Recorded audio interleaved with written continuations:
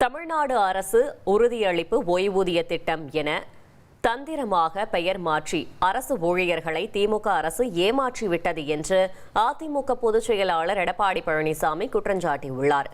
சட்டப்பேரவை தேர்தலை முன்னிட்டு தமிழ்நாடு முழுவதும் அவர் சுற்றுப்பயணம் மேற்கொண்டுள்ள நிலையில் சேலம் கெஜல் நாயக்கன்பட்டியில் நடைபெற்ற பொதுக்கூட்டத்தில் கலந்து கொண்டு பேசினார். அப்போது வருகின்ற சட்டமன்ற தேர்தலில் அதிமுக தனி பெரும்பான்மையுடன் ஆட்சி அமைக்கும் என்று அவர் தெரிவித்தார். அதிமுக ஆட்சி அமைத்த பிறகு ஊரக வேலைவாய்ப்பு திட்டத்தின் பணி நாட்கள் 125 இருந்து 150 நாட்களாக உயர்த்துவோம் என்றும் அவர் தெரிவித்தார்.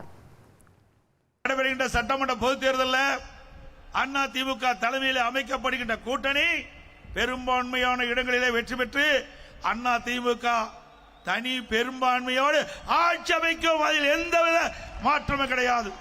100 நாள் வேலை திட்டத்தை 150 நாளாக உயர்த்த வேண்டும் என்று தொடர்ந்து மத்திய அரசிடம் கோரிக்கை வைத்து வந்தோம். நம்முடைய கோரிக்கை ஏற்று இன்றைய தினம் மத்திய அரசு 100 நாள் வேலை திட்டத்தை 125 நாட்களாக உயர்த்திருக்கின்றது.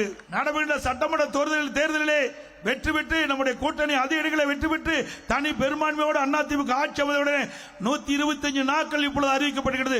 150 நாட்களாக உயர்த்தப்படும். அவர்கள் கேட்பது, அரசு ஊழியர் கேட்பது பழைய ஓய்வு திட்டம்.